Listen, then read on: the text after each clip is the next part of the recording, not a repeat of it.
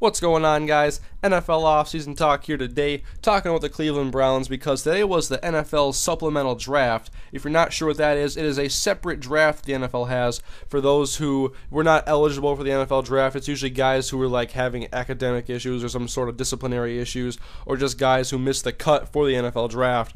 And so it's only ever like a handful of guys that are ever in this, but there was usually someone who stands out. Last year was Terrell Pryor, who the Oakland Raiders selected, and when you select somebody in the supplemental draft, you give up one of your draft picks in the actual NFL draft, depending on where you take him in the supplemental draft. And so in today's case, we're talking about Josh Gordon because he was the most hyped player in this supplemental draft. He was a wide receiver that played for Baylor and Utah, and there's actually been a lot of articles this week about him, about his pro day, kind of building his hype a little bit.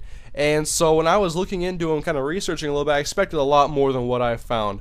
So let me tell you about Josh Gordon. I'm looking at his stats here, and it shows him as a Utah Ute, but he only has 2 seasons of stats. That was for Baylor. His 09 season would have been his rookie year, his freshman year, I'm too NFL mind-based. 1 catch, 7 yards. His sophomore year was the bigger one, 42 catches, 714 yards, and 7 touchdowns. And that's where the hype is coming from. One solid breakout year that he did not get to build upon, and he did not get to play his junior season because he failed a drug test and was suspended for the entire year. And so he was known as a guy who had a great build for an outside receiver, 6'3", 224, and they kept saying he had lightning speed. He was like a 4.4 runner, but in his pro day, he ran a 4.52. That's still a good 40 time, but still, I'm looking for a lot more from this guy. Cleveland took him in the second round of the supplemental draft. That means Cleveland will not have a second-round pick in this year's NFL draft. Was this guy worth a second-round pick? I definitely don't think so, but the Browns are probably worried that somebody would have jumped on him later in the second round. But still, it is definitely a reach, and I'm going to compare him here to somebody who actually went in the second round of the NFL draft and plays wide receiver. Alshon Jeffrey out of South Carolina, 6'4", 229. He had 2 seasons that are about equal with the 1 season that Josh Gordon had, and he had an 88 catch, 1,500 yard season in 2010. And so the Browns have spent a second round pick on a guy who in his college career has 43 catches and 715 yards. Now the Browns, they're desperate for offensive talent as far as wide receiver goes.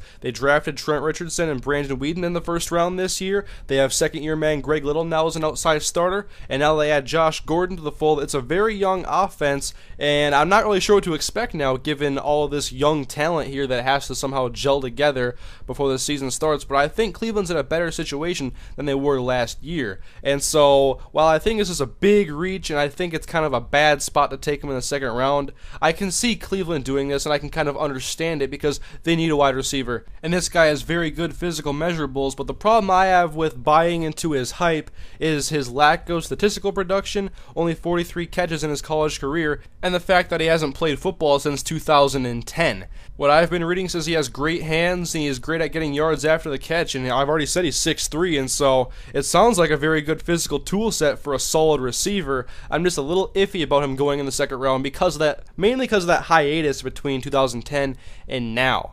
But at the end of the day, I think Cleveland needed the wide receiver, and that's why I understand this move. They give up a second-round pick, but it's a kind of a high-risk, high-reward kind of situation, and Cleveland's been looking for a good receiver for how long? And I'm still kind of surprised they passed on a receiver in the second round when they went to go draft Mitchell Schwartz. But anyway, I do expect Josh Gordon to get a lot of playing time this year. We're going to see him early and often, I assume, pairing him up with Greg Little and having Josh Cribbs in the slot. I think that has some potential there, but we're going to have to see how this offense comes together with a rookie quarterback, rookie running back, a new rookie wide receiver, and Brad Childress as the new offensive coordinator. I'm a Vikings fan. I know all about Chili Dog, but at least he's not calling the plays there. Unless you're a fan of incorporating your fullback into the passing game on third down. But anyways, guys, Josh Gordon is now a Cleveland Brown, and we'll see how this offense comes together. Leave a like on the video, please. Leave a comment on the video on what you think about Josh Gordon going to the Cleveland Browns, and especially you Browns fans. So anyways, guys, I thank you for watching, and I'll see you guys in my next NFL offseason video.